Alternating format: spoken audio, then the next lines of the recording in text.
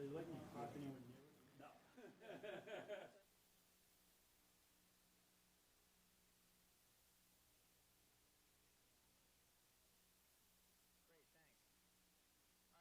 Let's call this meeting to order here of the Community Preservation Committee. It's March 6, 2025. I'm Adam Bagney, the Vice Chair, filling in for Bill Callahan, who's away on business today. And we are going to start with conversations about our FY26 applications. Does anybody have a pressing time matter that forces them to go first? Anybody in the audience? Otherwise, you want to push this one down, you think? Yeah. Okay, so let's invite the folks that want to talk about the 1836 Meeting House. Yeah. You got everybody here? Yeah. Okay, come on up. Come on down.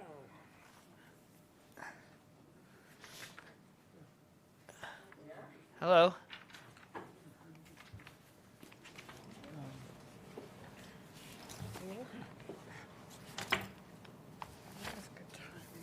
Well, thank you for having us here tonight. Could you just say your name here and your Sure. address? Hi, my name's Stephanie Harrington, and I'm here on behalf of the 1836 Meeting House. And I'm Gary Martin, for the same purpose. Do you want to just give us a summary before we kind of Sure. fire away with whatever questions we Okay. have? Well, I'm sure most of you are familiar with this project because we came in this year due to cost overruns. We have the project got delayed due to, I think, some of the contracting for the CPA funds last year, and we weren't able to get that settled and completed until November. So we weren't able to start the project last year because it was just too late in November to start a roofing project. So at that point we got an updated bid. We also had to have someone go in and secure the leaks in the spires so that it wouldn't cause any more damage inside of the meeting house. And when they went up, they did a lot more sort of uncovering of different issues and rot and that kind of thing that were going on. So it's good they went up, and so at this point we're in the process of getting that bid out. We've got a good estimate for it, and that's in the budget that we submitted. So, we hope to get this. We're ready to go. At this point. So I'll let Gary. And Gary's here. He's our project manager, and he can help with more of some of the technical questions that I'm sure you'll have. The original estimate that we got was late in 2023, and that was what was used for the basis for the grant application last year. So since that time, there's been an increase of roughly 10% cost from 2023 to now. The work won't be done until 2025. But the larger issue is that in repairing the leaks that were causing quite a bit of damage, even inside the church, they found some bad issues, such as the flashing, no flashing in some places that there should have been flashing. And last year, in getting approvals for the building permit, the historical commissions agreed that it would be better to use material other than wood in some places, particularly in the steeples, which had deteriorated faster than any part of the rest of the building. And so the decision was made to not just patch the places that were rotting and had holes and paint over it, but instead to demolish at least the exterior of all of the steeples and rebuild them with material that doesn't absorb water and won't rot and need to be replaced or repaired in another 10 to 15 years, as they did this time. So anyway, that's why we're applying for a supplemental grant to be able to do the work that we think will make the exterior last a lot longer than it has previously before needing to be redone again. So can I ask you, when we funded last year, was the rot, obviously, additional deterioration was unknown, that was not picked up in the original Well, assessment? It was known at that time that there was some leaking, and it was known that there was some rot, but in the budget that we applied with and in the estimate that we'd gotten, there was $50,000 contingency for repairing that, and the thought was that it wasn't so bad that it couldn't be patched and repainted, but it seemed to be worse than what was originally thought, and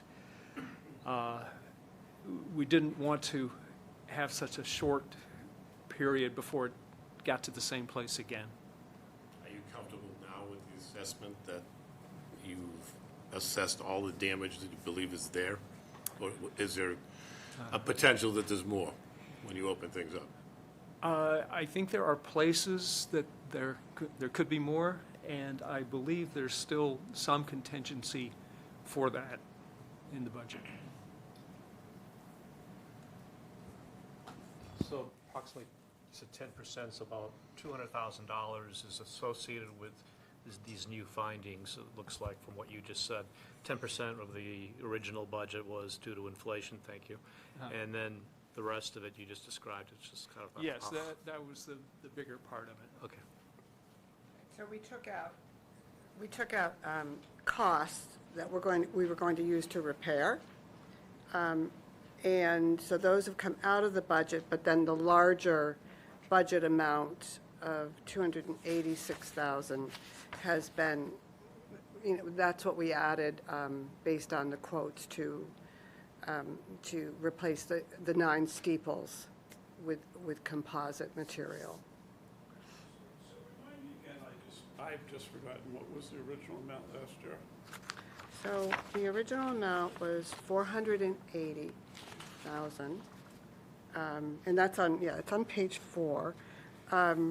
So, yeah, it was 480, and this year we're asking for 270,000 for a total, so the total budget now is 1,077,000. We received, through the fundraising that we did at our church last year, and the CPA funds, that came to $780,000, of which 480 were CPA funds. So this year, we're asking for 270,000, and we've raised 27,000 of private funds. So that total comes to 297, which, and that's the total of 1,077,000. So, to this point, no CPA expenditures have occurred yet. Right, that's my understanding. That is correct, yes. We have not applied yet.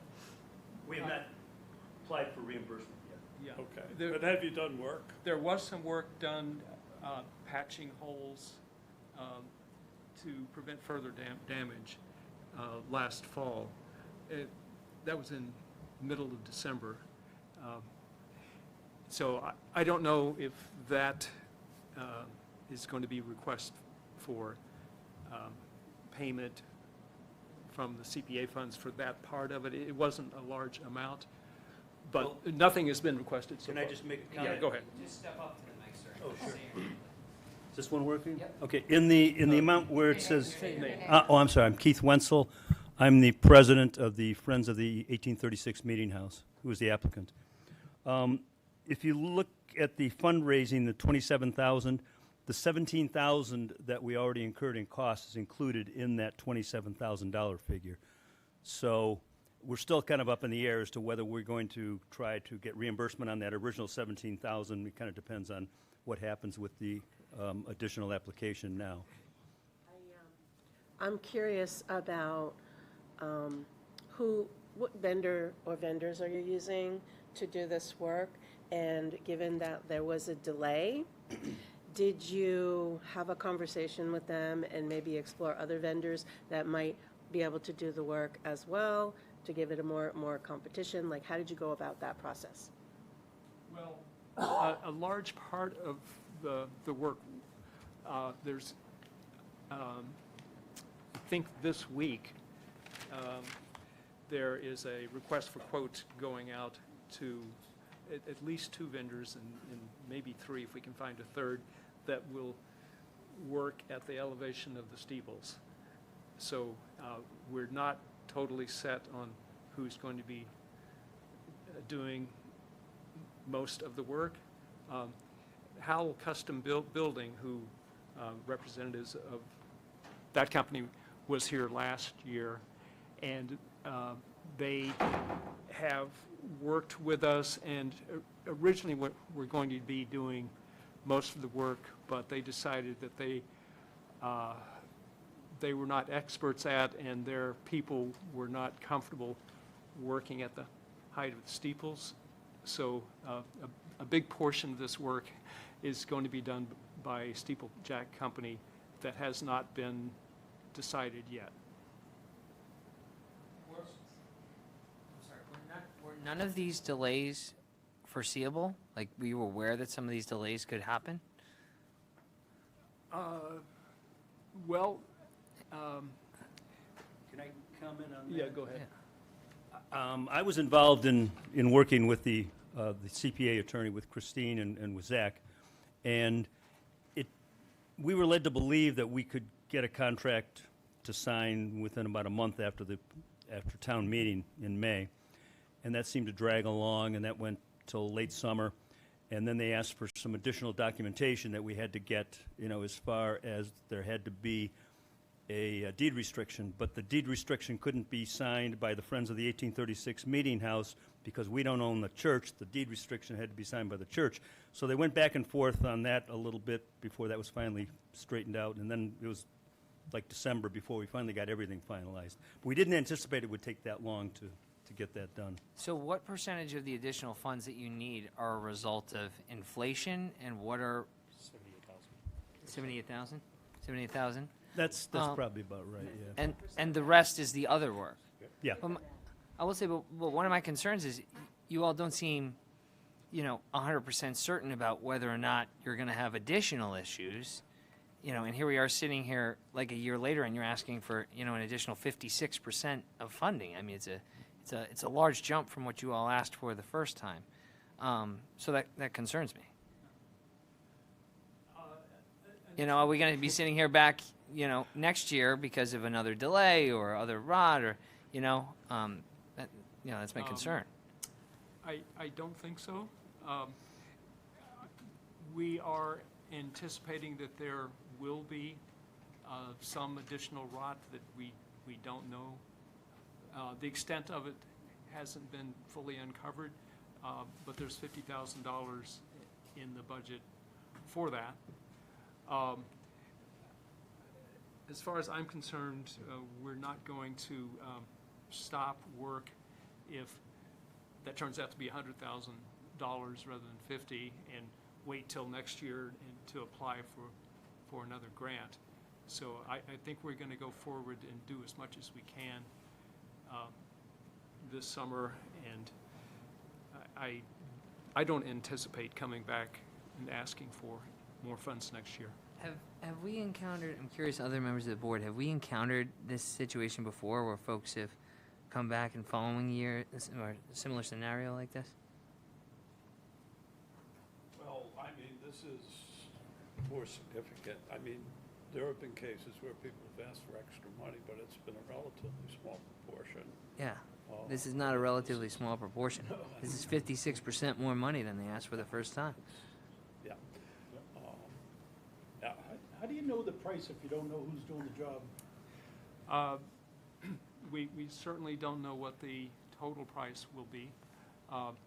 We received estimates earlier and are mostly projecting based on those estimates that we had previously. When did So- you receive those estimates? And given the current climate, where there's a strong possibility of the cost of materials going up significantly very soon, does your contingency plan include that, or is that a separate matter?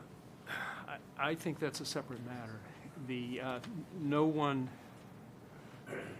seriously thought that there'd be a 25% tariff on Canadian products, and I understand a lot of lumber products do come from Canada.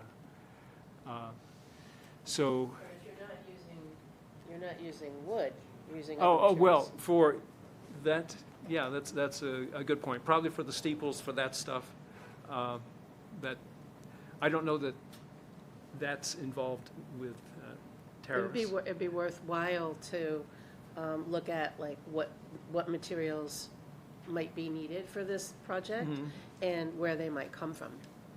Whether they can be purchased inside the U.S. or it's something that would come from outside. Whether there are external forces on the goods or not, so that you can come up with a reasonable estimation of what the final cost would be.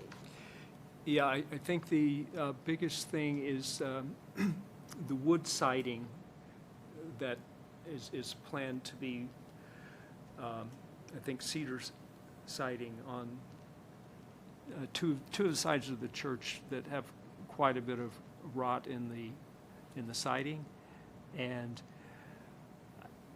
I know some of that material may come from Canada. I don't know if there are U.S. sources that would cover that, but that could be an issue. But we did get an updated budget from Yes, Powell. we did. We had the 2023, which we used last year, and then we got an updated budget from him for this, which is where the increases came from. And so this budget that we developed is based on those increases. So we did get, we have had an update based on, the market and, Right. yeah. I have a different type of question. You talked about putting different material in the steeple. Are you literally going to take the steeple off, dispose of the old one, and create something new from scratch, or is it something different? My understanding is the exterior of all of the steeples will be removed. When they did when they were repairing the holes and the leaks in December, they found, we put a camera up inside at least some of the steeples, and they saw that the structural part of the steeples that they examined was, they said, in better shape than they had anticipated, and they believe that it's just going to be the exterior of all the steeples that will be removed and replaced with a new material. So the second question I had is, and I know you've looked at this, is there any way to segment the work into pieces, or is it all basically, you have to do it all at the same time, just because of the nature of the condition of the building and how everything works?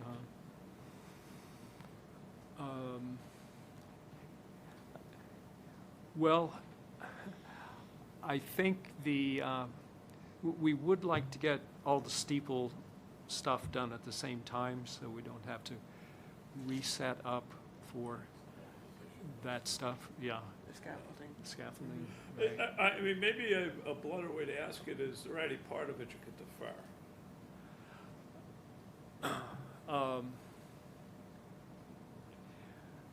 I'd have to look carefully at what's involved and consult with Howell Building. They would know it much better than me what's possible. And the last question I had, shifting topics again, remind me again, the restriction, how does it differ from the first one we did like 15 years ago? Keith, do you know? Are you referring to the deed restriction? Yeah. It's basically the same restriction. It's just been extended for, I think, another, was it 25 or 30 years? I have another question. Whether or not you get the funds from us, you do the work, it gets completed, what is the intent for how long you're hoping the longevity of the building, the steeples, all the pieces that are going to be worked on will last? What's sort of like your best hope for that? Well, I've heard that the composite material that's going to be on the steeples and, yeah, the steeples, should last at least 50 years and maybe as much as 100 years. And that was the big reason for doing it. We want it to last as long as possible. Yeah. The siding is not expected to last that long, but I believe with the flashing, for example, that was not there in some places, and the sealing to prevent moisture from getting in the way it has done in some places, should make it last longer than it has. One other comment I wanted to make really in regard to the previous question. I don't have my glasses with me, but I believe storm windows, I can make that out. Okay. Part of the budget is for storm windows, and that is definitely something that could be deferred if we don't have enough funds to do everything. What's the cost of that? It was, yeah. Okay. 145? That's, Just for the windows? Yeah, Yeah. yeah. It's all, it's Yeah. all National Historic quality. Yeah. Right, I mean, it's Custom made. however you No, I look get it, at I it. get it, I get yeah, it. it's- Just, I'm very curious. Yeah.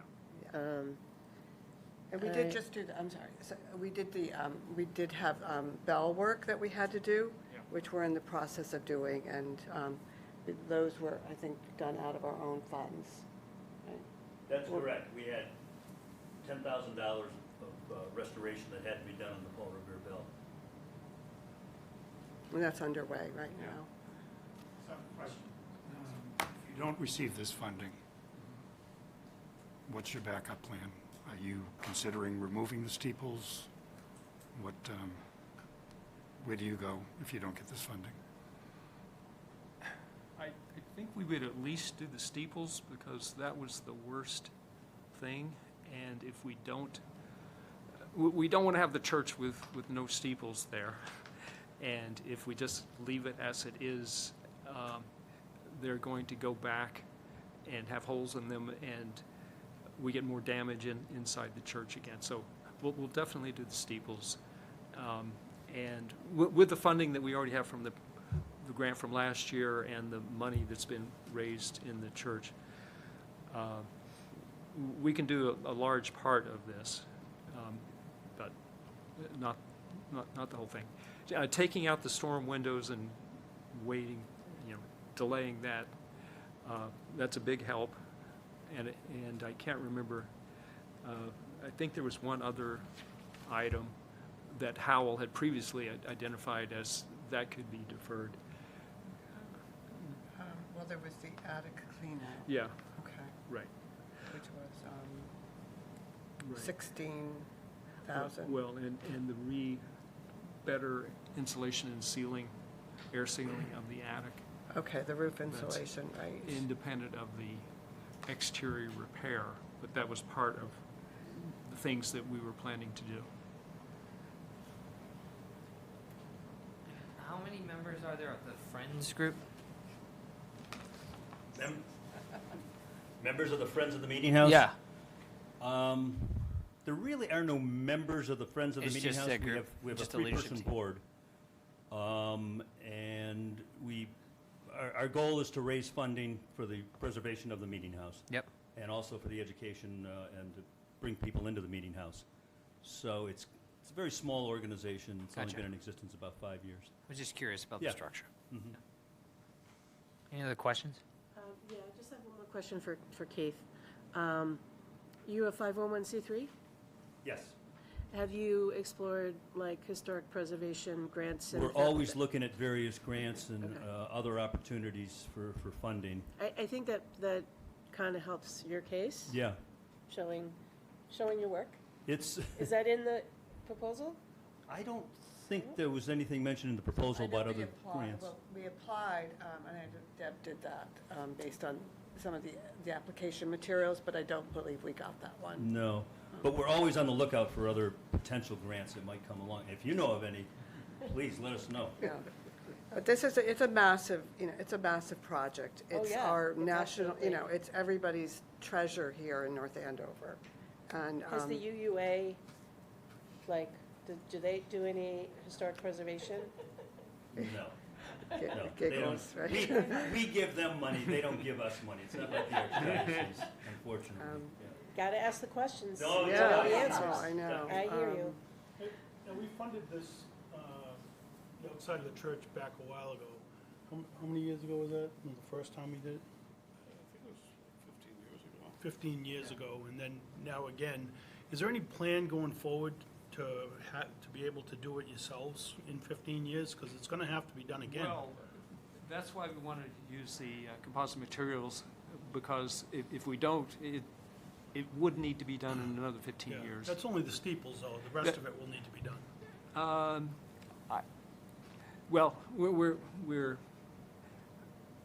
we've been led to believe that if the work is done well, having all flashing in place, for example, that it should last longer than last time, and the steeples were the big things that, and that should last much, much longer than last time.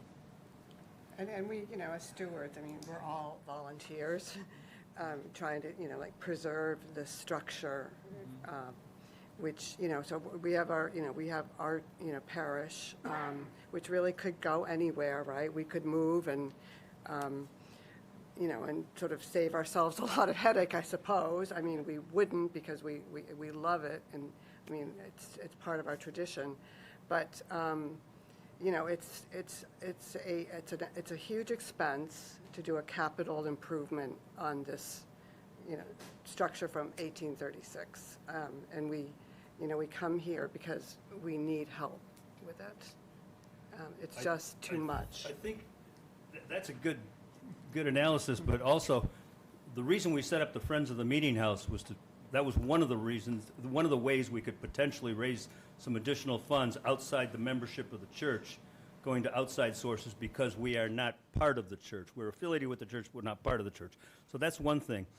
Going back about 10 years ago, we raised about $2 million to do some renovation on the meeting house itself, and also to create a new religious education wing. So we have done fundraising in the past for the church. That church has been there almost 180 years. It'll be 180 years next year. it's our goal to see that that building lasts as long as it can. We plan to be in there for, the church has been around for 380 years, 381 years, I believe. And we're planning to be around for another 381 if we can. And that building, we plan to stay in there. So whatever things have to be done to maintain that property, to restore the property, we're going to do whatever we can. And we're reaching out to the town to help us out too, because it is an historic building in town. And we just want to do whatever we can to keep it going. Done anything, and just gotta be careful if you consider doing this, but sort of a broad bit of fundraising for the community at large, because I think everybody recognizes it's probably the most significant structure in town. I mean, and it's unique, and I think people have a natural affinity for it, which is a wonderful thing.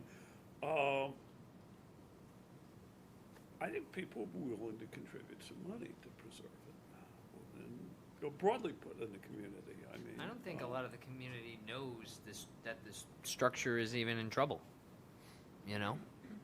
At least outside of your parish, and I outside think of you're those of us probably that are right. paying attention.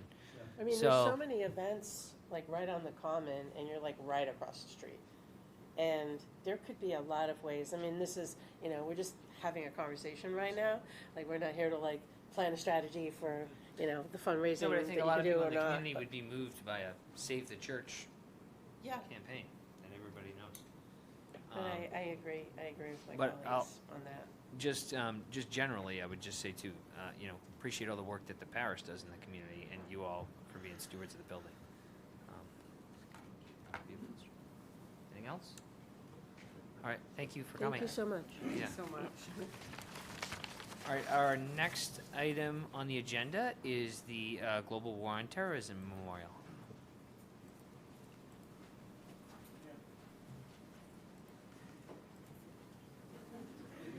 Is there any money in there we can put towards the church?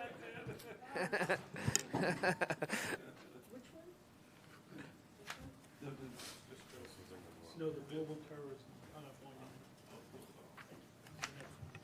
Hi, guys. Good evening. My name's Dan Leary, 26 Andover Street. Joe LeBlanc, Veteran Services Director. I don't know if my mic's on. It's on. Big mouth. Sorry. So on September 11th, 2026, a day that marks 25 years since an event that really defined our generation, the VFW Post 2104 is going to unveil a memorial at Patriot Park, common right next to the library.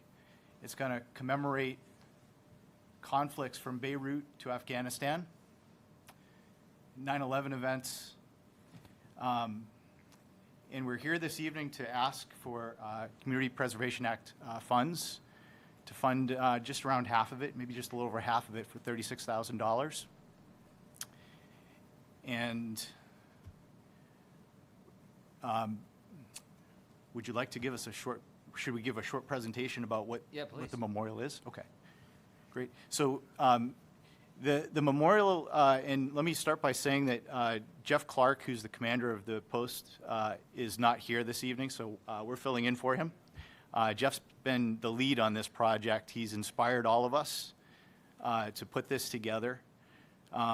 So many folks from town have been involved in the campaigns from I'm going to just go through them.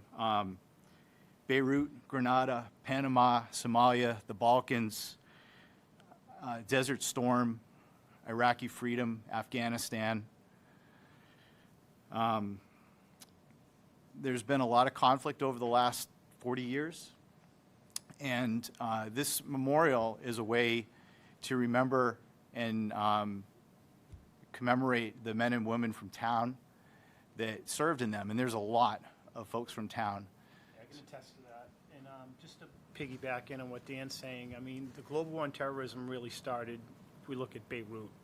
I mean, that's when U.S. troops were, in contact. So we felt like we should enlarge not just Iraq and Afghanistan and OEF 1 or Iraq 1 rather, but to expand upon that a little bit, so. So what we're here tonight to request is funding for this memorial. Again, we're estimating between $60,000 and $70,000 will be the total cost of the memorial, and we're requesting $36,000 of that from CPC, which is going to fund granite stones and bronze plaques. It'll be a definitive deliverable, and the details of that are in the packet that you have. Additionally, the Post is going to be fundraising for a couple of very important items that are going to be part of this monument. The first is a battlefield cross. The battlefield cross it'll be a bronze monument that'll be placed in the center of this, and it's something that soldiers use to remember their fallen brothers and sisters. So that'll be the center of the monument. Another important piece of this is we were out looking for a piece of 9/11 steel from the World Trade Center. Yeah, and so we've reached out to Congressman Moulton's office. We've also reached out to Senator Tarr, the whole legislative team. I think Chief Dolan, I don't want to speak for you, but I guess I will. I guess he's talked to some of the chiefs that he's in his association. So, I mean, we got our feelers out there. We don't know if there is any 9/11 steel left over. There's none there's none left in New York in the warehouse where it was housed. We know that for sure. So we're working on that. So that's a variable or an unknown. Do you know yet what part of the packet it'll be in and about how large it is? I don't have the packet in front of me, so how, Yeah. Can I hand? Yeah. I can share this with you. While he's doing that, what's the plan if the steel doesn't come through? So then we would have to look at an alternate depiction. We've talked about the towers, something that represents the towers. I mean, that was a definitive moment for a lot of us. I would imagine everybody in this room knows where they were when that happened. And as Dan said, that, a lot of veterans, I mean, that was their call, right? They saw that, and I know that was the case for me. So we're working that action, but There's a Plan B and Plan C for what to do with the piece that commemorates 9/11. So maybe because maybe you don't all have the images in front of you. I think pictures say 1,000 words. We're looking at, yeah. Okay, so if say you're walking from the middle school towards the library, and you're coming down and you're coming up on Patriot Park on the left, the very front corner that you're going to walk up to, which currently has some shrubbery in it and a couple of trash cans, it's an area that's about 17 feet wide, 22 feet long. So it's actually pretty good size. it's about the area of these desks right here to probably the back of the room, maybe a little bit smaller. So a student walking up to the library after school is going to walk next to this, and they're going to see granite pavers, and it's going to be a series of 11 stones. And the first stone is going to describe why this is here, which, as I said, marks the it's the multinational peacekeeping operations and the global war on terror. As they continued around the common, they would also see monuments for Vietnam, Korea, World War II, World War I. So you can see from the images, these are all shorter stones. They generally measure about 20 inches wide, 20 inches tall or so. They'll have an edge on them, a beveled edge that holds a placard, a bronze placard. And each one of the stones that surrounds the perimeter of this is one of the different conflicts that occurred in that period. In the center of it, as I said, it was the battlefield cross, which is the focus point of this. And in front of the ring of conflicts is a tribute to 9/11, which we hope will be steel from the World Trade Center. In front of that will be stones commemorating, which is really the most significant of the conflicts, which is Afghanistan and Iraq. So these are, that's you can see the images. Hopefully that tells the story of what we're trying to do. And it's meant, What's the plan for maintenance over time? So the park is maintained by Friends of Patriot Park Improvement Society. You know, it's volunteer-led. I've gotten more involved in it in recent years because the park's not maintained by, well, some of it's maintained by town funds, but most of it, the cleanups and things like that, are maintained by volunteers. I think one of the things that came out of the initial meetings was that the Friends felt like they weren't getting enough help there. So I think our plan is going forward that the VFW day of service is going to be spent at the park. So we'll piggyback in with them and help them out. I think we used volunteers, or not volunteers, but members of Veterans Treatment Court as well that needed to do community service, which we have access to folks who need to do that. So we'll definitely be taking care of that. And we've been bringing the scouts there twice a year to do cleanup in the fall and the spring. There's a lot of hands. Yeah. Don't intend to be negative, because I think this is a fantastic project, but we're gonna have to check to see if we can fund this. I'm just not sure, and, you know, I don't know if it's been brought up yet, but we wouldn't want to surprise you at the last second in 2 weeks and say we can't do this because there's no money, but I'm just saying we do have to check to see whether it complies with CPA, of what we're allowed to fund. You think it might not? I don't know. The red flag is that there's no historical preservation of a physical thing involved. It's historical preservation of a memory, which makes it better in many respects, but that's not the way the law is written necessarily. So I think we have to check. I mean, I honestly don't know. I hope we can, but I just don't know. What option did you list as the type of proposal? We listed a few of them because we weren't quite sure. So I don't think it would qualify as a historical preservation project. Would not. Well, I don't think so. I mean, what's that? Open space? It would have to be recreation. It would have to be recreation. Okay, recreation. So for historical preservation, it has to Got be it. either acquisition, preservation, rehabilitation, or restoration. I know Lawrence did this, didn't they, get the people in town to buy stones for veterans, so the cobblestones, they put their names on them? I know we bought one for my dad over in Lawrence, you know, and that's how they funded a lot of their stuff. But I mean, I'm just giving you a thought, whether we do it or not, it would be a great way to bring money in. Yeah, you know? there will definitely be a fundraising effort to come up with the balance of funds that are needed to do this. It would be wonderful if the Community Preservation Act could support it, and if it's not possible, we understand that, certainly, yeah. Bill Dolan, 12 Bacon Ave. When you talk about rehabilitation, the park was built to commemorate the veterans of World War I, the war to end all wars. Then we took this World War II memorial, which used to stand out in front as you came into this town hall. It was moved somewhere around in the early 90s, and it was put on Veterans Park. Vietnam and Korean War veterans have one stone. There are other memorials up there. We shouldn't exclude these guys and girls from this war. Ideal world, we still only have one World War I.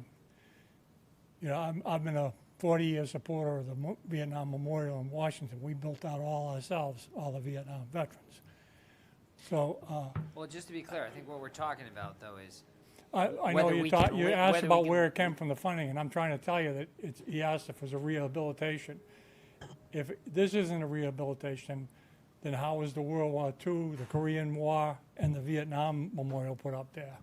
Well, no, the question is whether CPA will allow. I us to understand fund what it. you're Yeah. saying.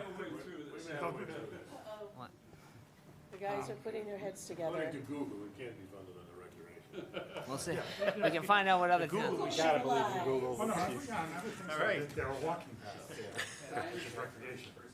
Yes, go ahead, Zach. We've reached out to Stuart, who's the state rep before, about this exact issue, because there was another project that came up about funding memorial, and he said that it can fit under rehabilitation. It can? Yeah, it can. I mean, I'll send you the full line of reasoning, but it can't be, you're right about it, it can't be historic preservation, but it can be recreation. It could be recreation, Yeah, considered sorry, yeah. recreation. Yeah. And again, this memorial is meant to be educational, so when people approach it, they'll understand, they'll have an idea of what those conflicts were. That's our intent. Well, I don't think you have to convince anybody on this board that it's important to have a memorial or that the memorial is beautiful. Thank you. The question is whether we I can do just it. want to tell you, I love this idea, and it shows that you've really put in a lot of effort, and I'm really curious how this is going to play. Where'd the 24 grand come from, and why 36? Is that just what you've rated and what's left, or? Yeah, so the $36,000 is a quote we received, and we've spoken with multiple vendors that can do various parts. Some do the stones, some do the bronze, some put the bronze on the stone. And we've come to somebody that we've worked with in the past that did work in town, that does great work. So they gave us a quote. It's public funds, so it'll be bid. So $36,000, we're very comfortable if it's approved with proceeding with that this summer to lock up the granite, the bronze, and to get it installed. Next is the Battlefield Cross, which we have a quote for. That makes up part of the $26,000, but we don't know yet what World Trade Center steel might cost if we can even find some. And then there's going to be some ground preparation work, the concrete bases, the pavers. There's going to be a lot of sweat equity put into this. That's not going to be a problem. But we're trying to be as lean as we can, and then we're going to go fundraise the rest that we need to. You're going to fundraise the 24. Oh, yeah. I didn't see How to donate too. Yeah. you know, Thanks, Terry. I didn't see a list of abutters So in the application, but is this something we think as I know CPC in the past has reached out to abutters. Is this What it's there for, I hope that the abutters know that that's what it's here for. So in October, so we've been running through the process, especially with the Improvement Society, since the summer. In October, we had a meeting with them at the library, and abutters were invited. So this is not a formal notice to abutters for a hearing, but this was the Improvement Society, pulled in all the abutters, and we had a great discussion with them. They gave us feedback. They wanted to learn more. It was what I would just say was a very supportive meeting, and we worked as a community. A huge benefit that came out of that is the cleanup that we had a couple weeks later. We just had a tremendous show of support. It was just a wonderful thing to see the community come together to get behind this. So, but no, there's not been a notice to abutters for a formal hearing for this yet. Other questions? Good. Thank you Very much. I just want to note as well, we did have a short meeting with the director from Mass Fallen Heroes. I don't know if folks are aware, but Amazon, when they hired their 100,000th military family member, was from North Andover. And they had a ceremony over there. The Secretary of Veteran Services, then DVS, was here. And it was kind of an impromptu where Jeff, Dave Ruban, and myself were able to connect with him. And we did get a verbal that he would support this as well. And they do raise money just for things like this, Mass Fallen Heroes. So we do have some backup as well. Thank you, guys. Thank you. Thank you. Yep.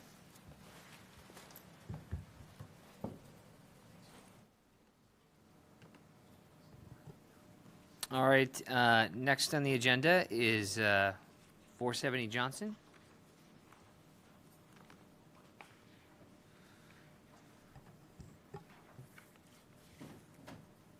Hey, Dan, before we start, is there anything that needs to be in closed session here? No, I don't think so. Appreciate the question, John. For the record, Andrew Shapiro, Director of Community and Economic Development, joined by my colleague, I think you know this guy, Rick Gorman. Rick Gorman, Director of the Youth Senate, but tonight wearing the hat as Chairman of the Fields Committee. Thank you. So, as noted in the application we submitted, this is on behalf of the town, of course, we're requesting a little over $1 million, $1,015,000. The specific number right now is more or less a placeholder. The 15,000 is grounded in looking at having an endowment established for the Essex County Greenbelt, which would be the organization that would theoretically hold a conservation restriction on this property, and that's something they requested as part of that process. The $1 million figure is probably not going to change all that much. I think it could fluctuate somewhere in the neighborhood of about 10 to 15%, depending on where we land in evaluating an appraisal we just got done. The appraisal is a little bit in flux just because we have a value assigned to some assumptions, with some assumptions embedded in them, and we wanted to go back to the appraiser to try to determine if there were some other assumptions we could build into this as well. So that's as far as I'll take it, but that's all to say that the number is more or less going to stay the same, but fluctuate maybe up or down by somewhere on the factor of about 10 to 15%. And obviously, we'll let the committee know as soon as we have a firm figure to request. I just want to quickly speak to the issue of, well, one thing just for the folks at home, and I know you all know this because you see it in your packet. So we're talking about 470 Johnson Street, Calzetta Farm. The owner of the property had made it clear to members of the Fields Committee, and I'll let Rick expand on that more in a few minutes, that they were interested in selling the property. The Fields Committee, I believe, did have mutual interest in utilizing the property for one or more athletic fields. We are only talking about a portion of the site, a majority of it though, not the portion that includes the existing farm home. If you're looking at the site all the way to the left, that area would be kind of subdivided off prospectively, and about a 5.5 acre portion of the remainder would go to the town for this purpose, which includes the bulk of the open space that you see there, but it also does include some wetland resource area with a creek running through it. So I do want to speak to that really quickly, and this is some information that Amy Maxner, our Conservation Commissioner, did relay back to me. So for those of you who don't know, we are drafting, we're in the final stages of updating our open space and recreation plan. Goal 2 in that plan is to protect the town's natural resource environment and open spaces to maintain water quality, wildlife habitat, biodiversity, and cultural and agricultural landscapes, and to build climate resilience. Objective 2B is to work with local, regional, and state partners as well as private landowners to permanently protect significant natural resources, particularly land within the Lake Cochicwick watershed, important scenic and historic landscapes, and farmland, among others. So we view acquisition of Calzetta Farm would keep this historic landscape as open land without marring the viewscape it offers. And just a little more context there, historical, in terms of it being historical. James Calzetta founded the Calzetta Farm in 1918, a landmark in North Andover. His sons, Tom and John, continued farming the land until they retired from farming in 1992.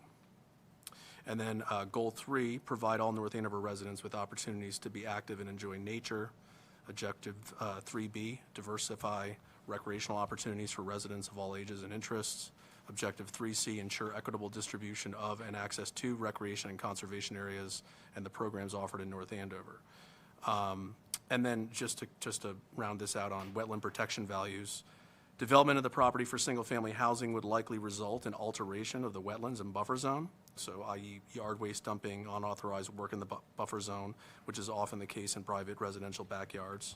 Acquisition using CPA funding would automatically result in protecting the property under a conservation restriction, keeping the land in an open and undeveloped state. Preparing the site for athletic fields would require permitting with the Conservation Commission, and the nature of this use would facilitate protections to the wetlands and no disturb zones without the need to further encroach into these zones. So that just gives everyone a context in terms of sort of a long-range planning perspective when we do these planning exercise to kind of think about why do we want to acquire certain sites for certain uses, whether it be open space preservation, protection of wetlands, or recreational uses, and I think we can kind of cover all of those with this project. And so with that, I'll toss it over to Rick to kind of speak to the need from an athletic recreational standpoint. Thank you, everybody. As I said earlier, I'm wearing the hat of the chairman of the Fields Committee. Brief Fields Committee was established in 2003 by then Town Manager Mark Reese, and it's part of my job is to allocate fields fairly, look at a number of different uses that we need to use fields for, and then obviously long-range planning. And over the years, through the Fields Committee, we've done a number of new fields in town. We did initial work to Gallagher Field, Foster Field, the brand-new soccer field on Dale Street, obviously the redevelopment of McAvoy Field basically twice, and the Carter redesign to use it for more than just soccer. As you guys know in particular, we are involved obviously with the Recplex right now. We have a dire need for fields, and as everybody knows, we've been tied up in litigation, and hopefully, as two of the board members know, we're hopefully going to see brighter days with that. We're also been involved with Melissa's long-range athletic program in Gale Associates, and that was when the first project was McAvoy Field last summer and into the fall. And our next project that we're obviously working on will start the preliminary work at the high school, which a number of different items are going on that, but hopefully that's the next project that'll take place early next school year. The need, quite frankly, we have sports playing year-round now, which is not something we had 25 years ago. We have an increase in new sports initiatives, everything from flag football all the way up to ultimate frisbee and things like that. And obviously, we lost fields. So we're still using the middle school field to a certain degree, but it has been cut up. There's a parking lot in what was originally the field also. We lost Lucent. That was a huge loss for us for both of our baseball programs and our soccer programs. And obviously, with Amazon being there, we lost the entire use of anything there. And obviously, there's been a big push in the community that we need to also continue to provide fields for our adult use, not just our kids' use. So why Calzetta? It's been a coveted property that we've looked at for probably 6 or 7 years now. And the reason it works for us is it is probably the best piece of land for us to buy if possible and get up and running in the fastest amount of time. If you've been there, it's pretty much a flat piece. It's not something that would have to be cutting into mountain faces and everything else. So it's something that logistically works really well with some of our other campus type stuff we have with the Sergeant School and Reynolds Playground or whatever. So obviously this is, as I said, a coveted piece. We would like to see if possible. The Calzettas have obviously shown much more interest recently to do this. So there is a need. We don't see the need going away. We're continuing to try to find open space for fields. And as you probably all know, there's just not a ton of open space left in the community. So this is why, from the Fields Committee's perspective, which was a unanimous decision to go to Melissa, is that we would like to engage and see if it's a possibility. Thanks, Rick. And I'll quickly wrap it up by saying that in terms of process, I think I mentioned before we had engaged an appraiser, and we're trying to finalize that information so we can come to you with a more fully formulated ask in terms of a financial figure. We've engaged the Essex County Greenbelt, and they have expressed interest in working with us to secure the conservation restriction. They do need to do another walkthrough with some of their members, and then they'll have to take that to their board for a vote to accept that. But you know, we feel pretty good about where we are with it as of now. And then the rest of the process is, I'll be candid in saying it's a little bit in flux. I think that we probably want to start engaging the property owner in negotiations somewhere pretty soon after we have a better sense from our information coming from our appraisal, to get an idea of where they stand and where we stand. And then, of course, we'll have to work with the town council on producing a P&S and all the rest. And obviously, all that information will be contingent upon, of course, funding, but in the future, permitting as well. And then, just to also be clear, we're not at this point producing any plans, conceptual or otherwise, to kind of demonstrate how many fields or the size of the fields, at least at this point, where parking would go. I think that would be a subsequent stage after acquisition of the property. So obviously, there's still a number of steps after this. Thanks for striking while we can here in a limited situation. I'm curious, like, which of the next steps, like, worries you the most in terms of, you know, getting through the process here? Not a good idea to do that in public. I mean, look, I'm happy to answer it from this perspective. I mean, I'm actually not that worried. I think we were encouraged by what we saw in the appraisal. I think the appraisal gives us a lot of flexibility. And I think the outlier is, I don't know for a fact that Essex County is going to come through with the conservation restriction partnership. I mean, that's contingent on a vote, so I can't speak to their enthusiasm or lack thereof, so they have to come through. If not, I mean, I think we could certainly be aggressive in trying to find another partner to do it, so I still don't feel that worried about it. Yeah. So I think there's many steps, and there's a few things where, you know, we're up against a time crunch, and, you know, like a lot of these land acquisitions, they pop up conveniently not too long before CPC applications are due. Right. And then, you know, you're stuck scrambling trying to, you know, get everything together, and it's a lot. Yeah. But I feel pretty confident that we can. Well, it's we good can to hear make it that you're work. optimistic. Yeah, and I mean, again, like as Rick mentioned, the property owner approached the town with some interest, so that's always encouraging as well, as opposed to us being the pursuer, so to speak. I'm looking at the overhead view of the property. It looks like there's a number of buildings in that 5 acres. Are any of them 100 years old or older?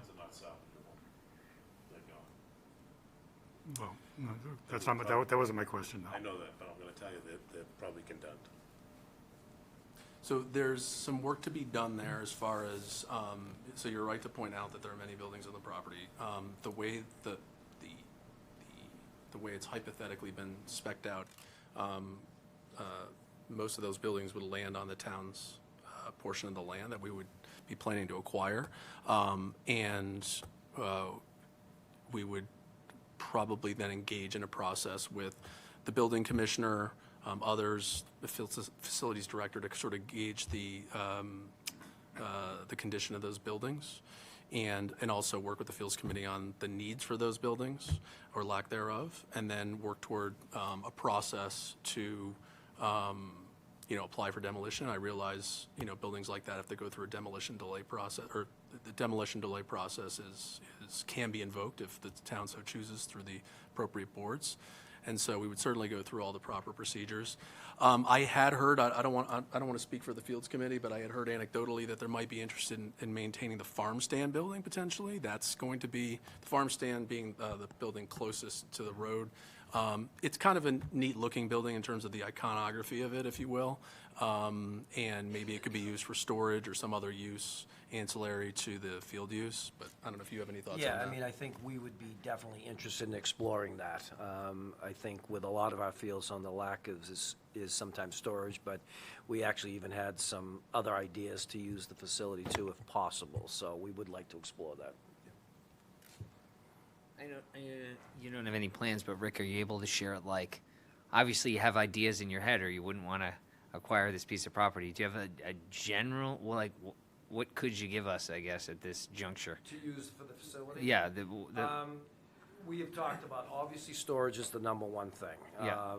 And most of our fields don't have storage. The other thing is we looked at even just having an office space for, you know, the Fields Committee and for, you know, maybe management of our fields, which is basically run out of a room at the youth center right now. So there's some spots that we would like to possibly lose on that. We don't envision someone living there or anything like that. Right. But How about in terms of like the fields themselves?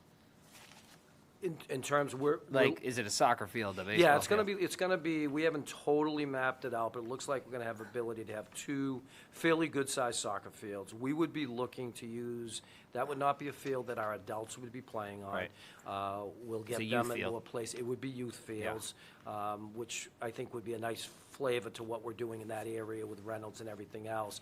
But I don't want to scare people that are over 30, 40, and 50 men's soccer teams going to be playing there, because that would be a bigger issue. But we envision 2 fields, but we have to measure everything out completely. But getting 2 official fields, and our status with the town and our policy with the town is nothing is geared to one specific sport. So for me, for that field, it would probably be a soccer field, some more of our passive recreation, like Frisbee and things like that.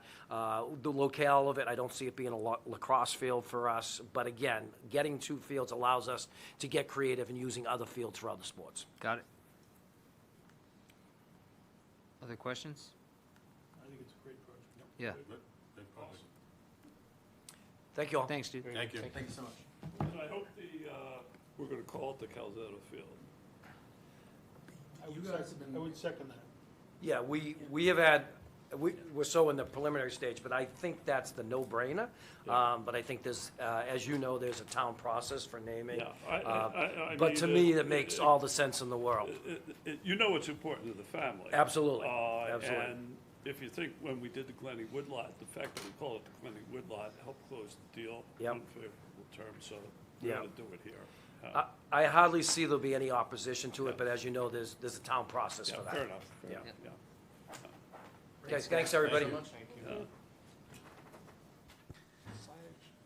Yeah, next on the agenda is Windrush Farm. Anybody here? Good evening. Good evening. I'm Janet Nickman, I'm CEO at Windrush, and I have a few handouts. I apologize, I didn't print enough because we are a non-profit. No, if you would mind sharing. Would you mind passing them? Thank you.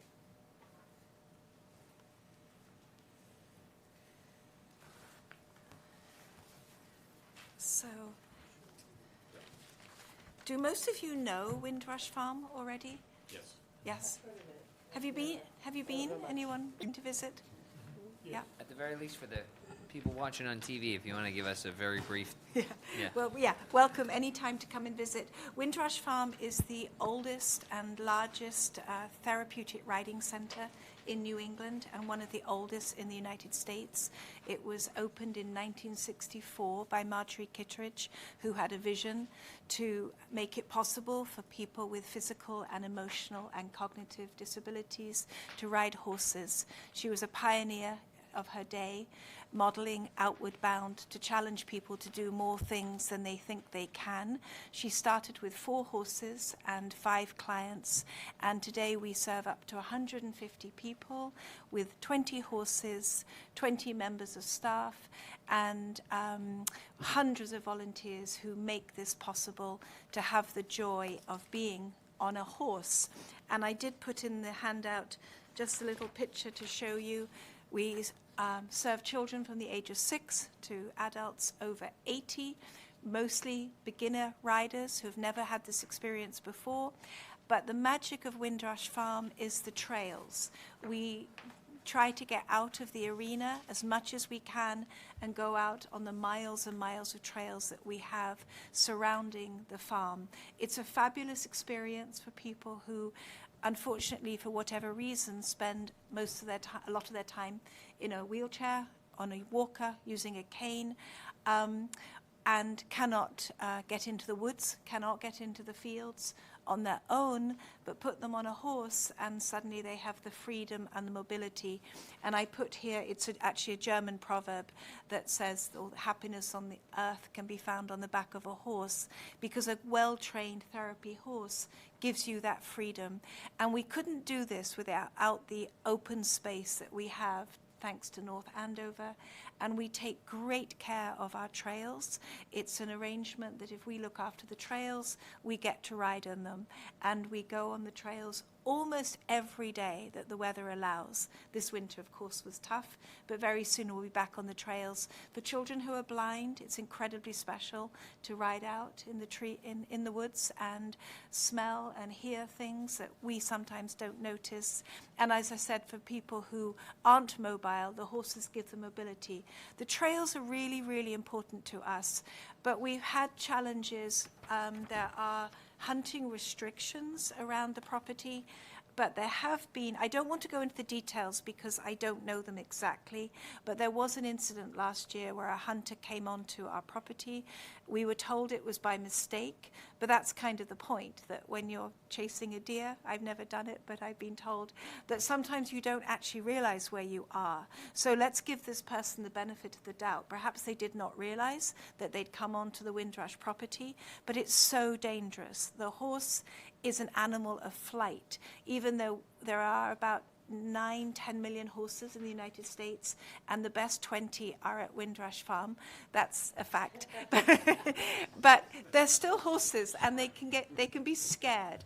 And when they see a hunter with the bright colors, hear the noises, or rustling through the woods, if any of you have ever ridden a horse, you know they're always looking, what's going on? And people rustling through the woods and making a noise is very scary. We are trying to serve a very diverse population. Many of our children are on the spectrum, many are nonverbal, and they get very, very easily scared.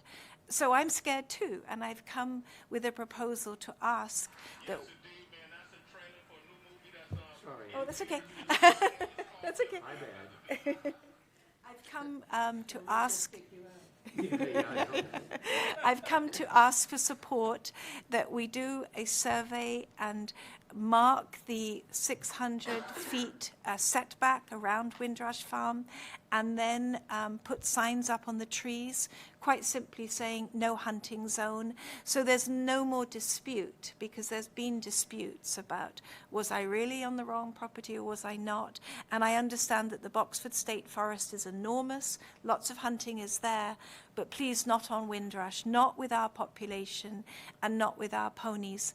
And that's why we're gratefully asking for $15,000 to do the survey, make sure we put the signs up in the right place, and hopefully then there'll be no more arguments about where can I hunt and where can I not hunt. Okay? Just sort of by way of history and context, the Windrush Farm project about 15 years ago was the largest and most complex CPA project North Andover's ever done. What made it very complex and interesting is that North Andover was involved, Boxford was involved, because the property is across both towns, and the state was involved. And there was the Open Space Foundation as well. So funding for the project came from like 5 or 6 different places, and it was a very complex mix, and the Trust for Public Land was deeply involved in it. And that was the creation of the trails? What's that? Was that the creation of the trails, or what was it? No, the trails were already there. The trails were already there. The trails were already there, but there was... It was just and acquiring so the property? North Andover owns a part of the property, I think Boxford owns a part of the property, and I think most of the rest is a conservation restriction. Because it's still owned by Windrush. So that's sort of like how we got to where we got to. And I'm trying to remember, I think we closed, I think we closed out our CPA project for this. If we haven't and there's a little money left, might be an easy way to deal with this. Sure, it's Yeah, but I don't know. I know there was signage there, money there for a long time. There was signage money for there, and the Conservation Commission, I wish Jack were here, he would, because he was on there, and I think, because there's a parking lot, isn't there, for North Andover? There's a trailhead where people can walk, so. How often have you had this, has it happened once, or it happens? I've only been at Windrush for 8 years, and I've been told it's happened twice. But I actually don't know exactly. It could also be people are out there and we're not always aware that it's happening. And what exactly, when you said happen, like what exactly happened? Like the horse saw someone, there was an actual incident? A deer was shot on our property. Oh, it was shot on the property. Yeah, and then dragged across a neighbor's property. Anywhere in the out country, whether it be in your neck of the woods, our neck of the woods, you know, Harold Parker, which is behind me, I mean, hunting season comes and they seem awfully close to my house. So I respect and appreciate, and my brother has horses, and I respect everything you're saying, so, yep. Thank you. And particularly with the population that we're serving, these are not competent horse riders, right? Yeah. We can't have one incident. No, we can't have one bad incident like that. Thank That you. would be No, bad. we can't, because we'll lose our grant funding as well. I think some of my grantors would be quite shocked that we're even talking about this, right? But bow hunting is allowed, and I understand regulations, and there are seasons and all of that. It's just please not where we're taking children out on ponies. Right? Is it typically on the owner of the property to put these signs up? It is. There's no support from DCR or anything like that? Okay. Hopefully there's signs that'll last, because I've seen a lot of times you get the paper signs up there or the ones that aren't, they don't last. You know, you gotta make sure you're buying something that's gonna last, you know. It's John that actually put the proposal together, and he suggested latex signs. I actually don't know if that's a good idea, but we should look into it. Because otherwise you do see signs that grow into the trees. Do you know what I mean? You don't really see them anymore. We have to make sure that they're really legible, and people can't say, I didn't see them. And they can't be taken They're- down easily. Yeah, and they're planning for 100. That's good. Yeah. A lot, right? Did you report those incidents, by the way? I'm sorry? Did you report those incidents? Yeah, we did, yeah. Yeah. Yeah, it wasn't Because much. even if it's an accident, it's their responsibility. Yes. Right, right, right. Where did I know this has only been a couple of incidents, but is there like a general area that the hunters would park? Yes. Where there might be an opportunity to put up a few signs? Yes. Just for awareness, whether they pay attention or not? Yeah, no, I think that's a good idea, yeah. And is that DCR? Or is it like the Boxford side? I would say it's the North Andover side is where the trailhead is. Okay. But I also understand people are coming in from Boxwood State Forest, so I don't know where they're parking. Because there's that parking, there's that small lot at the end of Shappender's. I live on the other end on 114, so I don't know if people would go in that way if they were going to be hunting. Yeah, I've only been in there a couple of times, but it looks more like trails just for hiking. Yeah, to be honest, I don't know, because I'm not an expert on exactly how they get it. But that's on the Boxford side. Right. Because as someone said earlier, we're mostly in North Andover, but part of the property's in Boxwood as well, right? And if the money were available, it would have to be signs just in North Andover, right? So Okay, we and that's... We couldn't put the signs in Boxwood. Yeah, and I think we can check on that, but I'm pretty sure that that is the plan. Let me think about that. Give me just 1 second. Yeah, it's all North Andover. Okay. Yeah. So that's because that's where the issues are. Yeah, because Boxwood is really only the big field when you drive up. How would they the hunters see them? Are they going to be in a specific color so they'll stand out? I have to say, I don't know. I'd have to ask John what he was thinking, because I do know Amy told me a while ago, about 4 years ago, that there's a bit of a trend away from bright colours in the forests, and that might be a bit of an oxymoron that we'd have to think about. Do we want to fit into nature, or do we want to be loud and legible? Right? I think they're pretty standard. Safety. I don't think people make up their own. I think they're standard. You know, Okay. In the hunting community, it's a standard sign. Okay. And it's signs is the only thing, right? There's nothing more. No, it's done.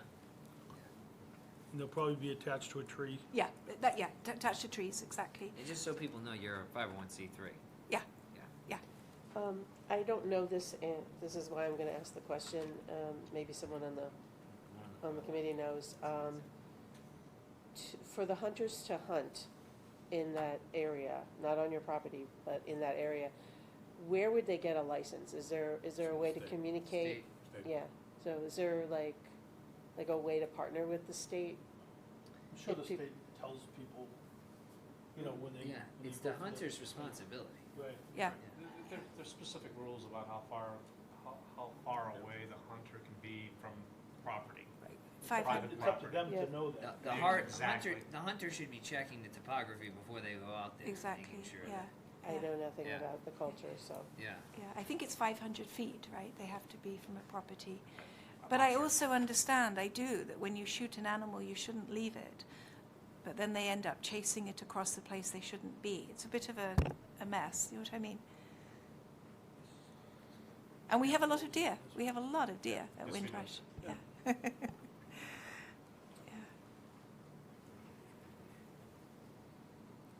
Any other questions? Thank you very much. Okay, thank you very much. Thank you for coming. Thank you. Stan, I'm sorry to make you last again. I feel like we meet twice in a row. Make me the closing act of Just these just meetings, You right? can go home anyway. Yeah. just Way too much fun, right? Oh, boy. You guys just so are a you know- tough audience, you just, know. just so you know, if you want to blame anybody, Zach put the order in there, so I didn't. Put What's the that? Order. Yeah. I'm throwing Zach under the bus. Yeah. I won't, I'm not gonna blame Zach, because I like Zach. Well, I'm not he's- either. I'm not either because he's he one makes of my sure favorites. we're doing the right thing. Yeah, so. so. Okay. Any so comments, Stan? A couple of things. It's Stan Lippert, representing the North Andover Historical Society. First, thanks for letting me put in a revised application. I want you to know, I hope that application represents the We Heard You. That's our We Heard You app.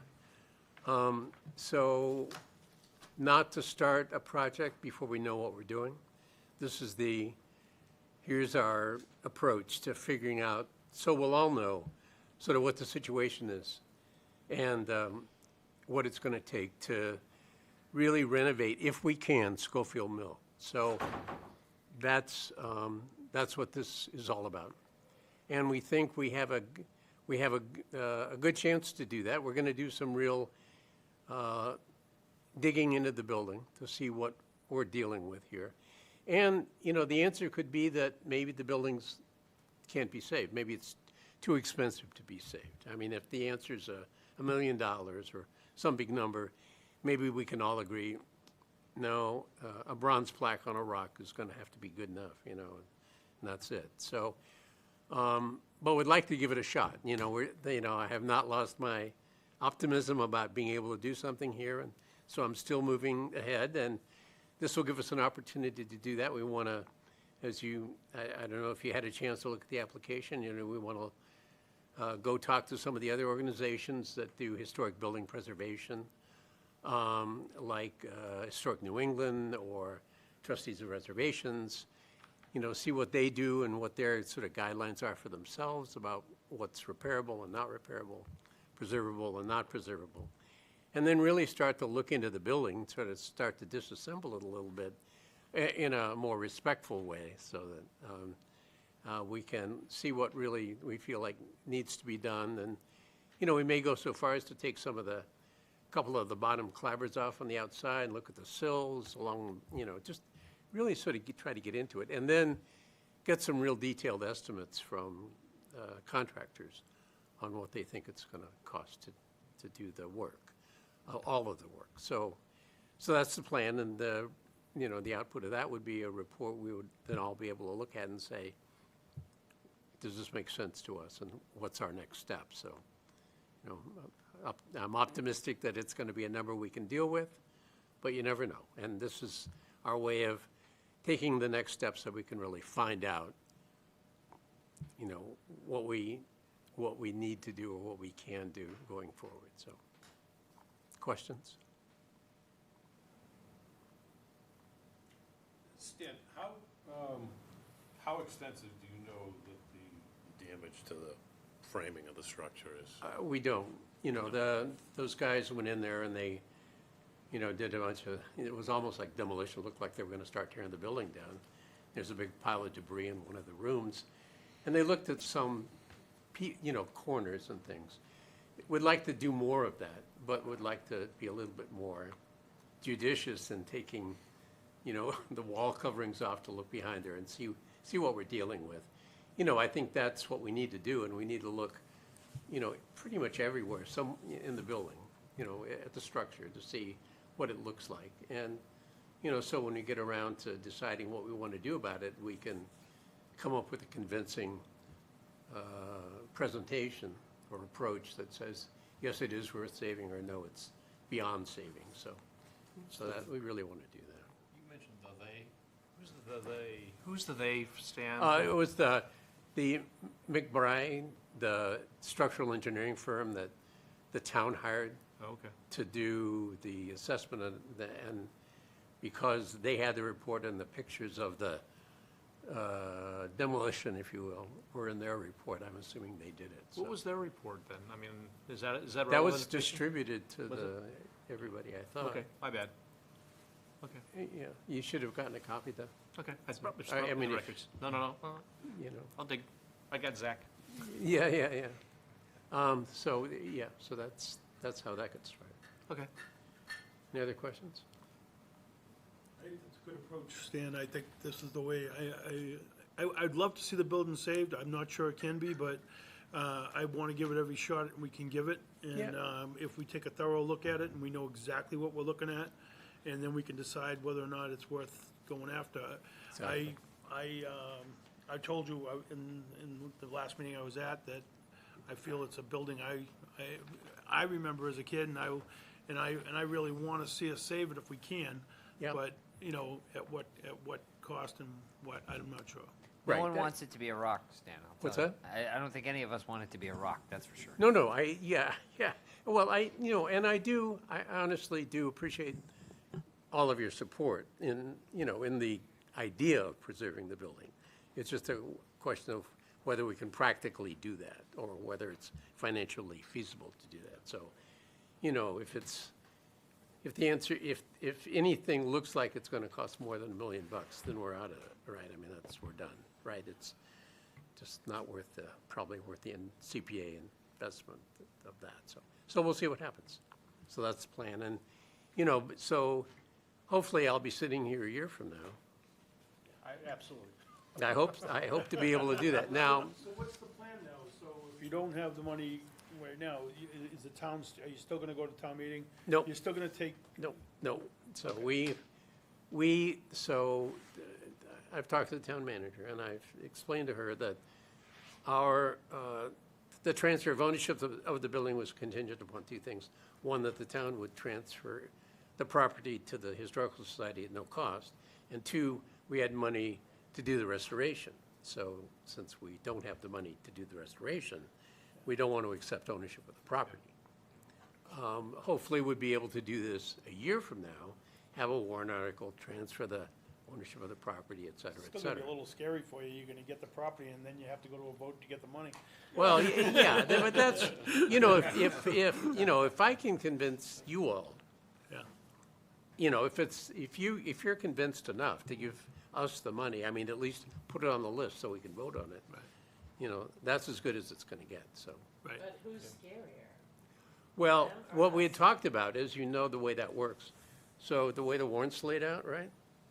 So the CPA comes first, and any of that stuff comes at the end. So you can withdraw that warrant article if this doesn't pass, right, in town meeting.